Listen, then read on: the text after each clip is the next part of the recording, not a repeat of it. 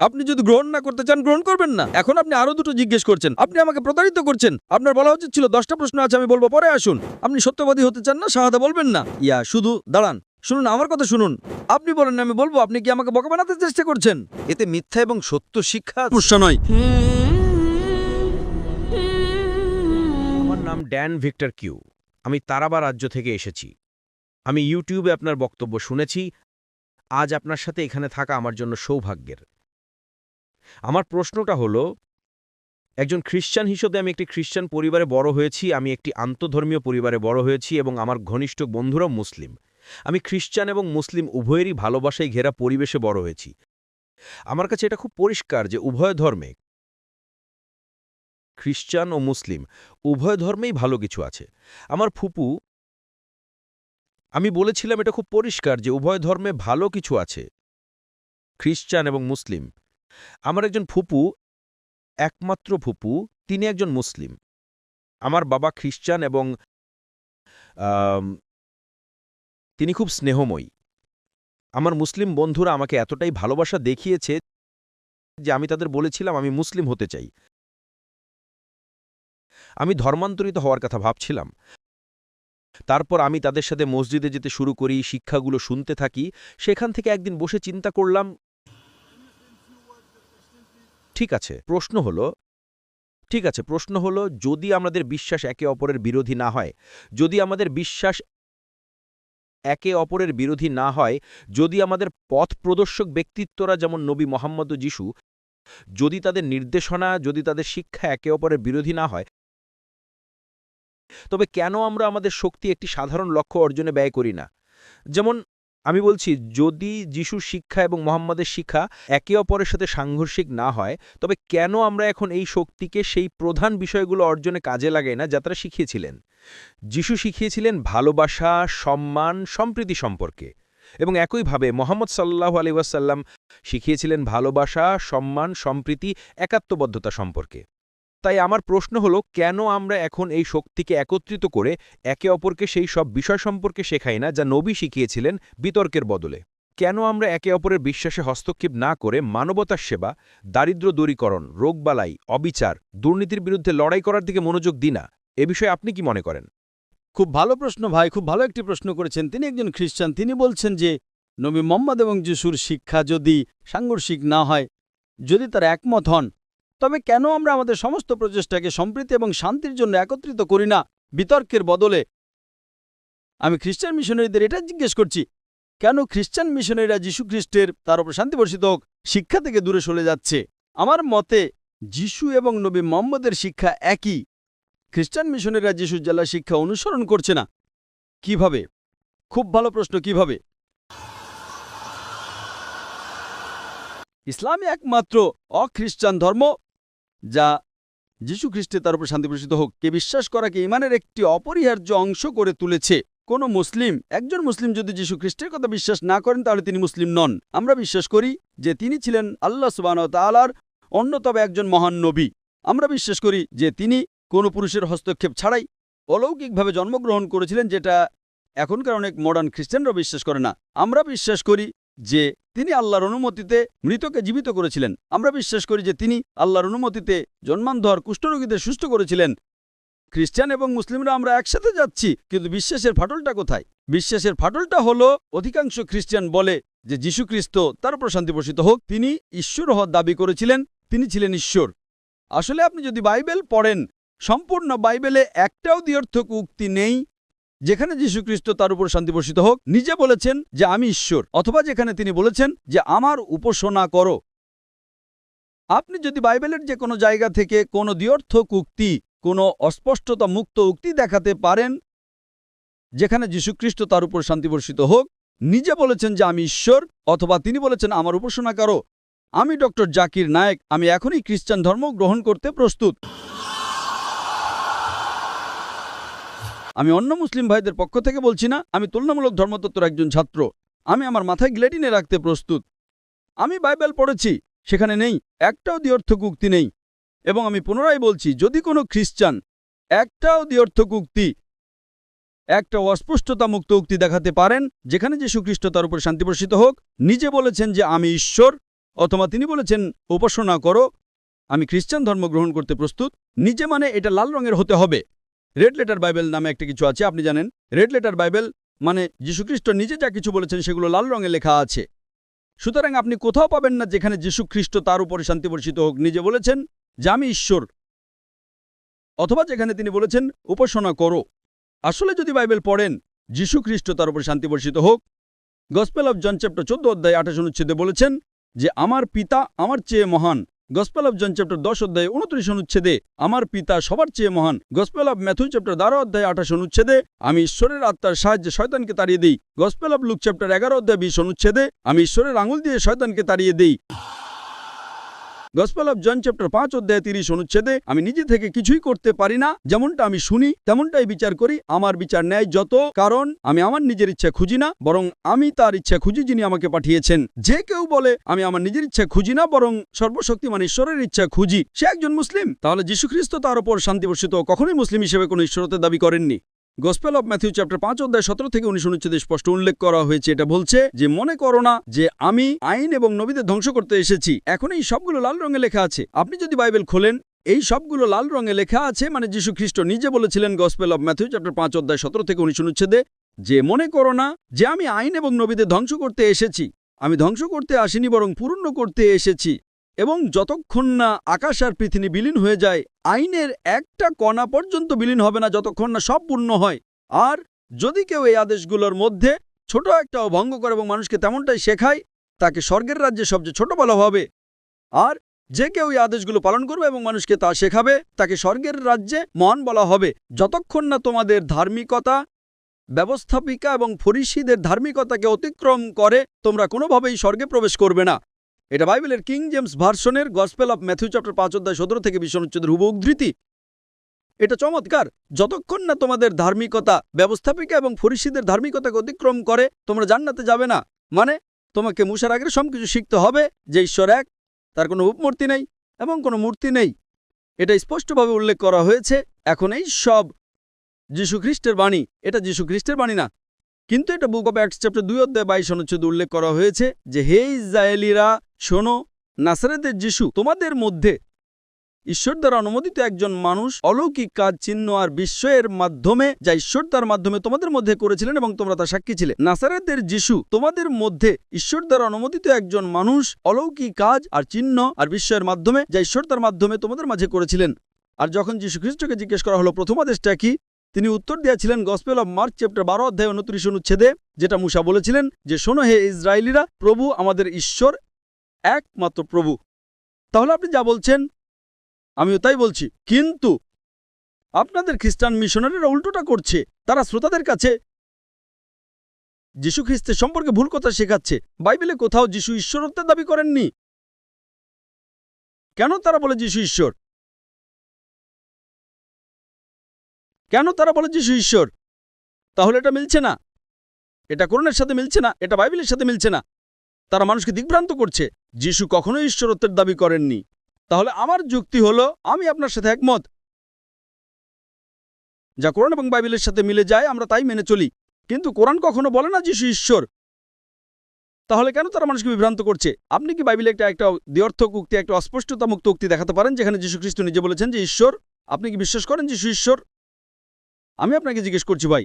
ঠিক আছে, এখন আপনার কাছে আসি। অন্য খ্রিস্টানদের কথা ভুলে যান, অন্যদের কথা ভুলে যান, আপনার এবং আমার কথা বলি। আপনি কি বিশ্বাস করেন যীশু ঈশ্বর, নাকি তিনি ঈশ্বরের একজন প্রভু? আপনি আমাকে একটা সাধারণ প্রশ্ন করছেন। আপনি বিশ্বাস করেন যে যীশু ঈশ্বর, হ্যাঁ কি না? আমি বিশ্বাস করি যিশু প্রভু, এবং আমি এটাও বিশ্বাস করি যে যিশু ঈশ্বরের কাছ থেকে আসা একজন প্রভু, কারণ ঈশ্বরই একটি শরীর হয়ে পৃথিবীতে এসেছিলেন। আমি যিশুকে দেখি। আমি একটা প্রশ্ন করছি, ব্যাখ্যা চাইছি না। শরীর হয়ে উঠেছেন, কোথায় উল্লেখ আছে? না, আমি বলেছি আমি বিশ্বাস করি যে যিশু ঈশ্বর, যিনি মানব শরীরের মাধ্যমে পৃথিবীতে এসেছিলেন, কিন্তু আসলে এটি কোথায় উল্লেখ আছে? এটি কোথায় উল্লেখ আছে? এটি বাইবেলের কোথায় উল্লেখ আছে? কোথায় উল্লেখ আছে? আপনি যা বলছেন তা হলো গসপেল অফ জন অধ্যায় 1। আমি কোথা থেকে বলছেন আমি তা বলে দিতে পারি। এটি যিশুর কথা নয়। আমরা কথা বলছি যে যিশু শব্দ ওয়ার্ড হিসেবে এসেছিলেন, এবং শব্দটি শরীর হয়ে উঠল, ঠিক? আপনি যা বলছেন আমি কি তার উত্তর দেব? আপনি যা উদ্ধৃত করছেন আমি কি তার উত্তর দেব? আপনি যা উদ্ধৃত করছেন প্রথমত তা যিশুর কথা নয়। আপনি যা উদ্ধৃত করছেন তা হল গসপেল অফ জন অধ্যায় 1 আয়াত 1। শুরুতে ছিল শব্দ, শব্দটি ছিল ঈশ্বরের সাথে এবং শব্দটি ঈশ্বর হয়ে উঠলেন, ঠিক? ঠিক। কে এটি বলেছে? যিশু কে এটি বলেছেন? আমি আপনার জ্ঞানের প্রশংসা করি। আপনি জানেন না, আমি জানি। আমি তুলনামূলক ধর্মতত্ত্বের ছাত্র। এটি যিশুর কথা নয়। এই প্রথম আয়াতটি শুরুতে ছিল শব্দ, শব্দটি ছিল ঈশ্বরের সাথে এবং শব্দটি ঈশ্বর হয়ে উঠলেন। এটা আলেকজান্দ্রিয়ার ফিলো নামের একজন ইহুদি লিখেছিলেন।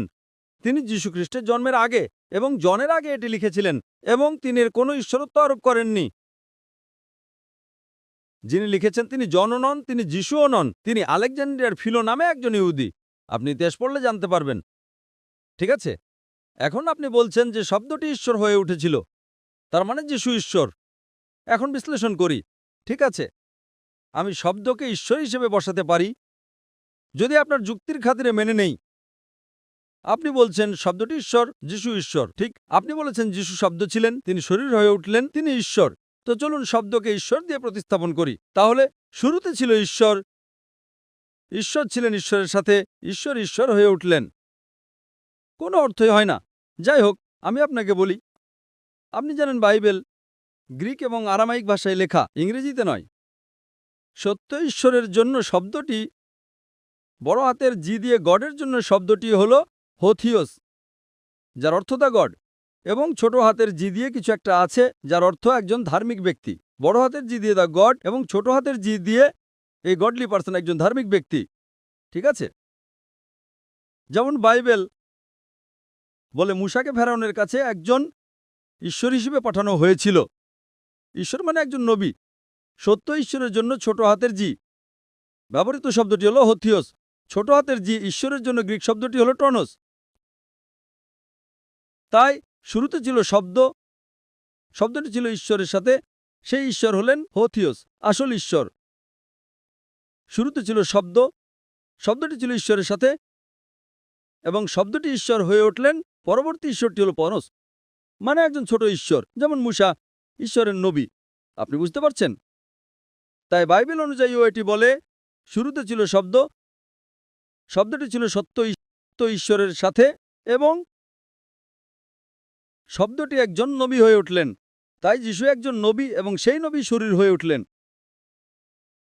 কোনো সমস্যা নেই। প্রথমত এটা যীশুখ্রিস্টের কথা নয়, এটা লাল অক্ষরে নেই। তারপরও আপনার কথা শুনলাম কারণ আমি বাইবেলের ছাত্র, আপনি বাইবেলের ছাত্র নন, ঠিক? আমি আমার স্মৃতি থেকে উদ্ধৃতি দিচ্ছি, ঠিক? ঠিক, হ্যাঁ। তাই বাইবেল অনুযায়ীও যিশু ছিলেন ঈশ্বরের একজন নবী।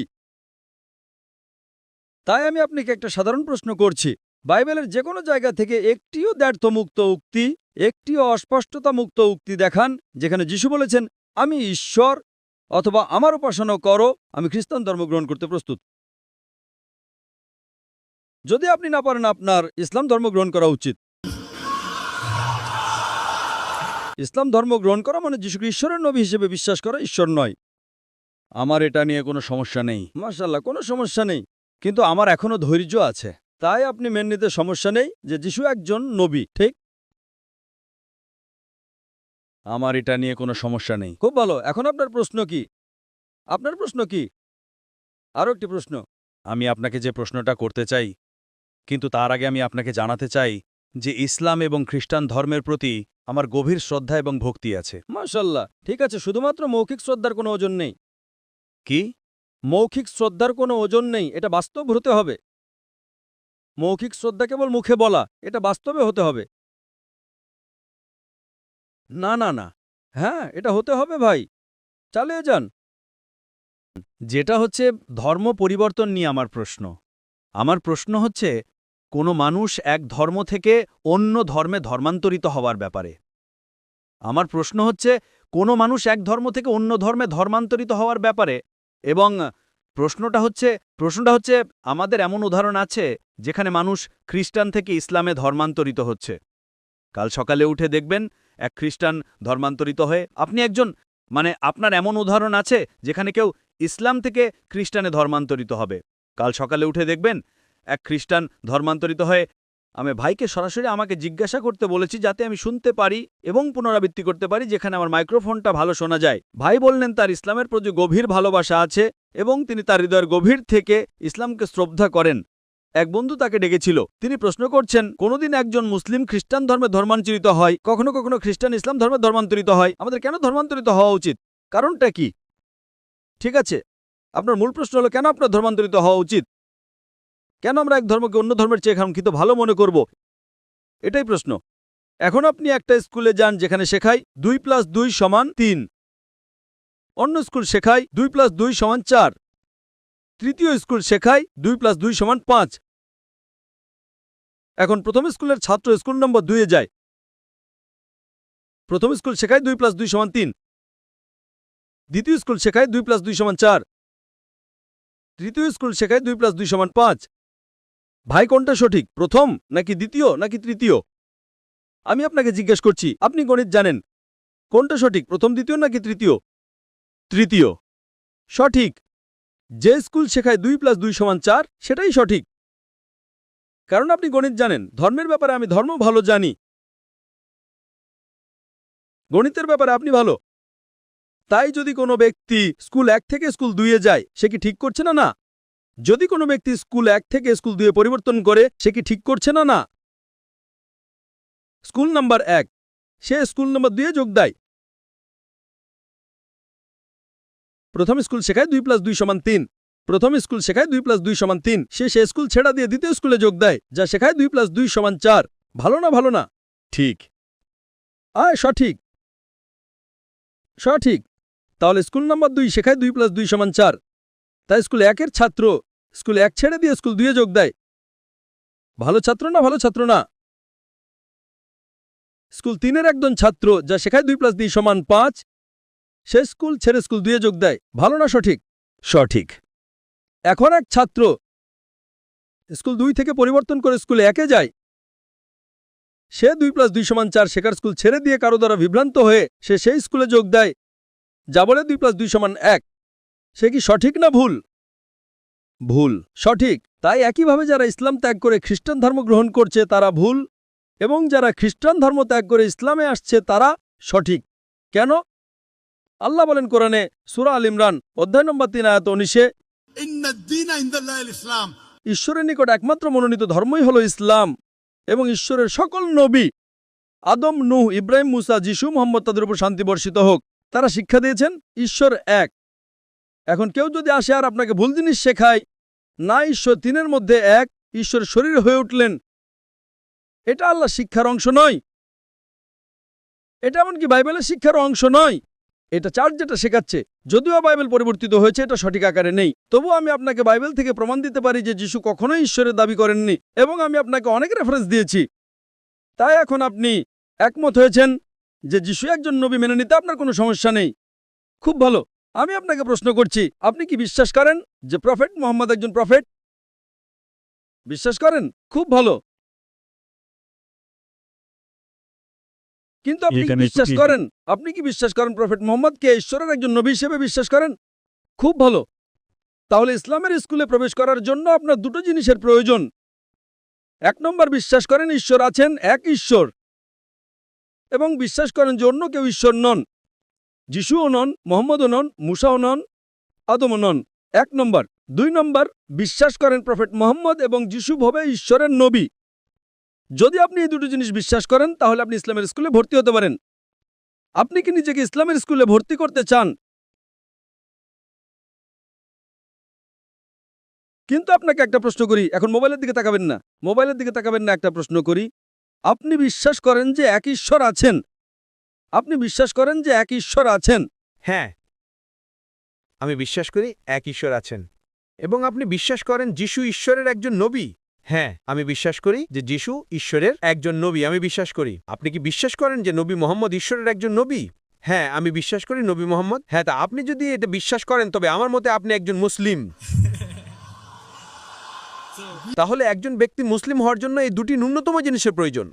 পরবর্তীতে 5 ওয়াক্ত নামাজ পড়া, যাকাত দেওয়া, রোজা রাখা, ধীরে ধীরে আসবে, কিন্তু ইসলামে প্রবেশ করতে হলে আপনাকে এই দুটি জিনিস বিশ্বাস করতে হবে, এক ঈশ্বর আছেন এবং নবী মোহাম্মদ ঈশ্বরের একজন নবী। তাহলে আমার মতে আপনি একজন মুসলিম। আপনি কি এটি আরবিতে বলতে চান? আপনি কি এটি আনুষ্ঠানিকভাবে আরবিতে বলতে চান?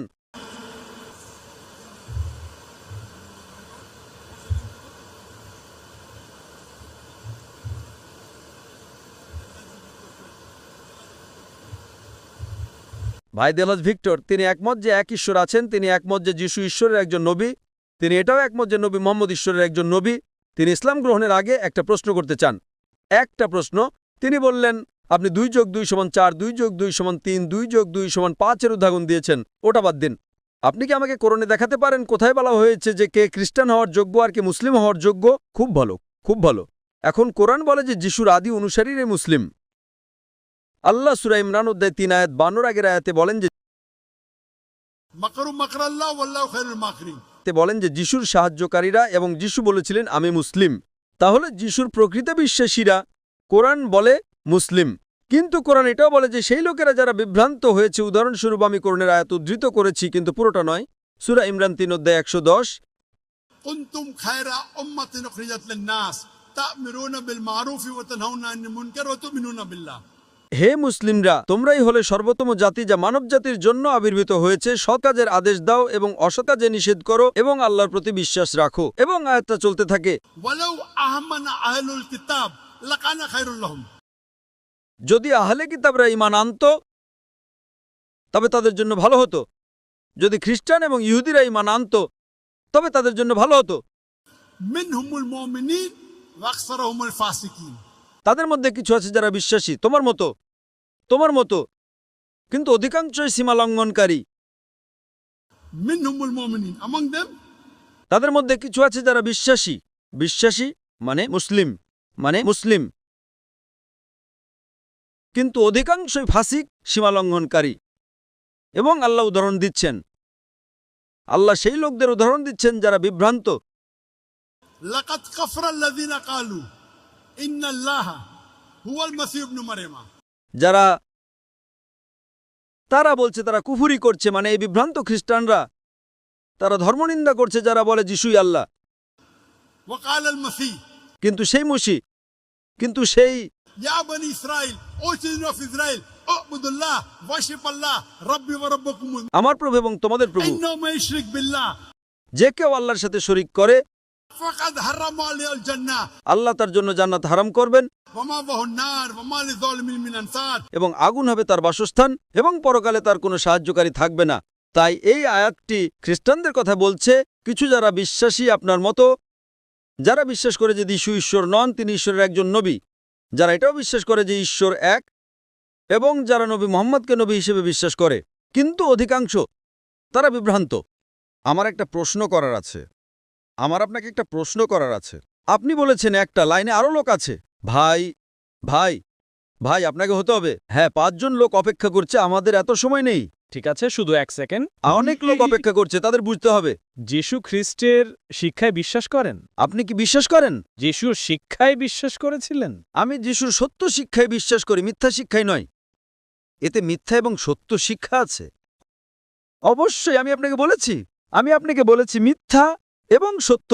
মানুষ দাবি করছে যিশু ঈশ্বরত্বের দাবি করেছেন, তিনি কখনোই তা করেননি। এটা চার্চের একটা মিথ্যা শিক্ষা। তা চার্চের মিথ্যা শিক্ষা আপনি ভাবতে শুরু করেন এটা সঠিক, ঠিক? তাই যিশু কখনোই ঈশ্বরত্বের দাবি করেননি, এটাই কোরআন বলে, এটাই বাইবেলও বলে। আমার ইচ্ছা নয়, বরং আপনার ইচ্ছা পূর্ণ হোক। কিন্তু আপনি যদি যিশুর শিক্ষায় বিশ্বাস করেন এবং আমি নবী মোহাম্মদের শিক্ষায় বিশ্বাস করি, এবং আমরা দুজনই ঈশ্বরের এই 2 শক্তিশালী নবীর শিক্ষায় বিশ্বাস করি, আমাদের যিশুর সত্য শিক্ষায় বিশ্বাস করতে হবে।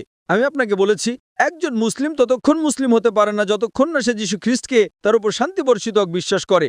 কিন্তু সত্য শিক্ষা চার্চের শিক্ষা নয়। তাই এখানে সবচেয়ে বড় অপরাধী হলো চার্চ বাইবেল অনুসরণ করছে না। কারণ চার্চ যদি বাইবেল অনুসরণ করত তাহলে সবাই মুসলিম হয়ে যেত। চার্চ চাই না মানুষ বাইবেল অনুসরণ করুক, আপনি বুঝতে পারছেন? তাই তারা বাইবেল সম্পর্কে ভুল কথা বলতে থাকে। আমি তুলনামূলক ধর্মতত্ত্বের ছাত্র, আমি বাইবেল পড়েছি এবং আমি মিলগুলো খুঁজে বের করার চেষ্টা করি আর বিশ্বকে বলি তাই আক্ষরিকভাবে আপনি আসল বাইবেল পড়েছেন যেটা মূল ভাষায় লেখা হয়েছিল? হ্যাঁ। না, বাইবেল আছে, যদিও বাইবেল পরিবর্তিত হয়েছে। এমনকি বাইবেলের পরিবর্তিত এবং বিকৃত রূপেও চার্চ যেটা বলে সেটা সেখানে নেই। তাই চার্চ মানুষকে বিভ্রান্ত করছে যাতে তারা টাকা পায়। এখন আপনি বুঝতে পারছেন, তারা জনপ্রিয়তা পায়, তারা টাকা পায়। আপনি কি তাদের বিশ্বাস করেন? আমি সত্য বলতে এখানে এসেছি। তো ভাই, এখন ইতিমধ্যে 4 জন লোক অপেক্ষা করছে। ঠিক আছে, আপনি কি ইংরেজিতে যা বলেছেন তা আরবিতে বলতে চান? শুধু একটা, শেষটা। না না, আমরা পারি না, এটা ভুল হবে, এটা হারাম হবে। আমি একটা পাপ করব। 5 জন লোক অপেক্ষা করছে। আপনি ইতিমধ্যে 5টি প্রশ্ন করেছেন।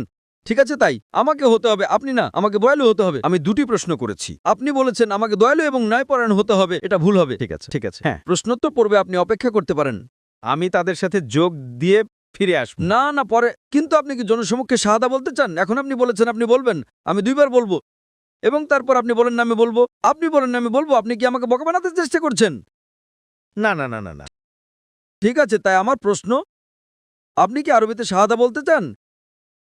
আমি কেবল একটা জিনিসের ব্যাপারে যৌক্তিক হতে চাচ্ছিলাম। ভাই, রেকর্ডিং চলছে, আপনি খুব যৌক্তিক।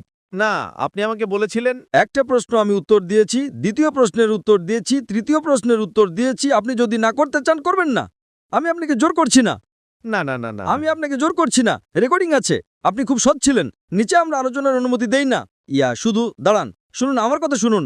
ঠিক আছে, আমি আপনাকে ইসলাম গ্রহণ করতে জোর করছি না। হ্যাঁ, ঠিক আছে, রেকর্ডিং চলছে। আমি আপনার প্রশ্নের উত্তর দিয়েছি। আপনি আরো একটা প্রশ্ন করেছেন, প্রশ্নের উত্তর দিলাম। আপনি আরো একটা প্রশ্ন করেছেন। আপনি বলেছেন ঠিক আছে, একমত যে যিশু একজন নবী। ঠিক আছে, এই প্রশ্নের উত্তর দিন, তারপর শাহাদা বলবো। আমি সেখানে এসেছি, ঠিক আছে, উত্তর দেন। এখন আপনি আরো 2টো প্রশ্ন করছেন। আমি মানুষকে বিভ্রান্ত করতে পারি না। তারা সেখানে অপেক্ষা করছে। বলতে না চাইলে শাহাদা বলবেন না। আমি আপনাকে জোর করছি না, বলতে চাইলে বলুন। আপনি সত্যবাদী হবেন। আপনি সত্যবাদী হতে চান না, শাহাদা বলবেন না, বলবেন না। আমি তাদের আরো অপেক্ষা করাতে পারি না। এটা আমি মানুষকে প্রতারিত করতে পারি না। আসলে যে কোনো ধর্ম গ্রহণ করা তাদের হৃদয় থেকে হয়। অবশ্যই। এবং একজনের যে কোনো নির্দিষ্ট ধর্ম গ্রহণ করার আগে সে অনেক চিন্তার দ্বারা বিভ্রান্ত হবে। সে কিভাবে? আপনি যদি গ্রহণ না করতে চান, গ্রহণ করবেন না। আপনি আমাকে একটা প্রশ্ন বলেছিলেন, আপনি 3 বার বলেছেন, আমি 3টেরই উত্তর দিয়েছি। এখন আপনি আরো 2টো জিজ্ঞেস করছেন। আপনি আমাকে প্রতারিত করছেন। আপনার বলা উচিত ছিল 10টা প্রশ্ন আছে, আমি বলবো পরে আসুন। না না না না। কোনো সমস্যা নেই, আপনি যদি নিশ্চিত না হন, কোনো সমস্যা নেই। বিশ্ব আপনাকে দেখছে, বিশ্ব আপনাকে দেখছে লাইভ টেলিকাস্টে।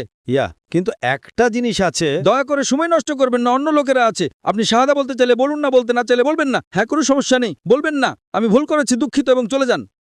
না না না না, দুঃখিত এবং চলে যান। আমি দুঃখিত। হ্যাঁ, কোনো সমস্যা